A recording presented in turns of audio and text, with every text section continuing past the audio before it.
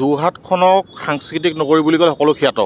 সকলোৱে জানে ইমান অসমখন সভ্যতা সংস্কৃতি শৈক্ষিক মানুহেৰে ভৰপূৰ এডোখৰ ঠাইত কোনোবা জৈন ধৰ্মাৱলম্বী কোনোবা বাবা দুজনমান উলংগ হৈ শোভাযাত্ৰা কৰিব, তাত অসমীয়া মানুহে হাত সাৱৰি বহি থাকিব নেকি? তাৰ বিৰুদ্ধে বিলাসিতা অসমৰ সৈনিকসকলে প্ৰতিবাদ কৰিছে আৰু অসম আৰক্ষী প্ৰশাসনে বিভিন্ন ধৰণৰ ভুৱা গোচৰ তেওঁলোকক জাপি জেল হাজতলৈ প্ৰেৰণ কৰিছে। এইটো কেতিয়া আমি মানি ল'ব নোৱাৰোঁ। অসমৰ খিলঞ্জীয়া মানুহৰ সাংস্কৃতিক পৰম্পৰা ঐতিহ্য ধ্বংস কৰিব চেষ্টা কৰিব আমি কেতিয়াও সহ্য কৰিব নোৱাৰোঁ। আৰু এতিয়া বিজ্ঞান প্ৰযুক্তিৰ দিন, মানুহ গৈ চন্দ্ৰত গৈ মংগল গ্ৰহত গৈ খোপনি পুতিছে, তাত গৈ পৰীক্ষা কৰিছে যে মানুহ থাকিব পৰা ব্যৱস্থা হ'ব নেকি। তেনে সময়ত সেই আকৌ পুনৰ আদিম যুগলৈ গৈ কোনোবা উলংগ হৈ মানুহ ঘূৰি ফুৰিব আৰু পাছে পাছে এটা সমতল যাব, কিন্তু সহ্য কৰাৰ বিষয় নেকি? তেতিয়া যদি উলংগ হৈ ঘূৰি ফুৰিছে তেওঁলোক, আগে আগে যে স্কৰ্পিঅ' চাফাৰী দুখনমান ঘূৰি ফুৰিছে, তেতিয়াহ'লে এইবোৰ বাদ দিব লাগে। গৰু গাড়ীলৈ যাব লাগে তেওঁলোক, গৰু গাড়ীত আহক, তেওঁলোকে ঘোঁৰা গাড়ীত যাওক, অতীতলৈ ঘূৰি যাওক। আগত চাফাৰী স্কৰ্পিঅ'লৈ ঘূৰি ফুৰিব আৰু পাছে পাছে উলংগ হৈ তেওঁলোক শোভাযাত্ৰা কৰিব, এইটো মানি ল'ব পৰা বিষয়। অসমৰ বহিৰাগত যিসকল মানুহে অসমৰ কৃষ্টি সংস্কৃতি ধ্বংস কৰাত লাগি আছে, সেইসকল মানুহক সকীয়াই দিছোঁ, অনতি পলমে এইসমূহ বন্ধ কৰিব লাগিব।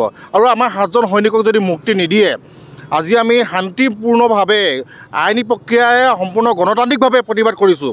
কিন্তু ভৱিষ্যতে যদি আমাৰ এই দাবীসমূহ ওপৰত গুৰুত্ব নিদিয়ে অসম চৰকাৰে, তেতিয়াহ'লে ভৱিষ্যতে আমি কিন্তু বেলেগ পন্থা আমি হাতত ল'বলৈ বাধ্য হ'ম। ইয়াতকৈ কিন্তু গণতান্ত্ৰিকভাৱে জংকিক আমি প্ৰতিবাদ কাৰ্যসূচী ল'বলৈ বাধ্য হ'ম।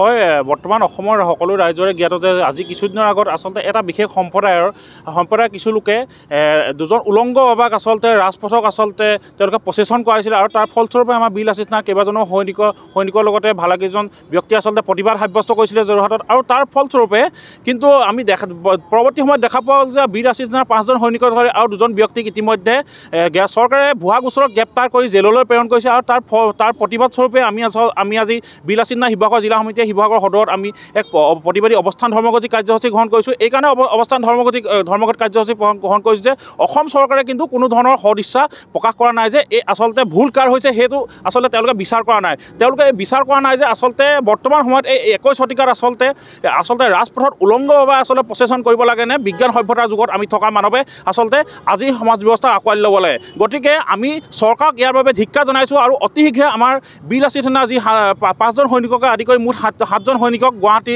জেলত ইতিমধ্যে বন্দী কৰি ৰাখিছে, তেওঁলোকক অতি শীঘ্ৰে মুক্তিৰ দাবীত আমি আজি সমগ্ৰ অসম যদি বিভিন্ন ঠাইত আন্দোলন চলি আছে। আৰু তাৰ লগতে আমি বিলাসিতা শিৱসাগৰ জিলা সমিতিয়ে আজি শিৱসাগৰ সদৰত এই 7জন সৈনিকৰ মুক্তিৰ দাবীত আমি আজি এই অৱস্থান ধৰ্মঘট কাৰ্যসূচী গ্ৰহণ কৰিছোঁ আৰু অতি শীঘ্ৰে এই 7জন সৈনিকক আমি মুক্তিৰ দাবী জনাইছোঁ। অন্যথা কিন্তু অনাগত দিনত আমি গণতন্ত্ৰৰ শেষ স্তৰলৈকে গৈ আমি প্ৰতিবাদ সাব্যস্ত কৰিবলৈ বাধ্য হ'ম।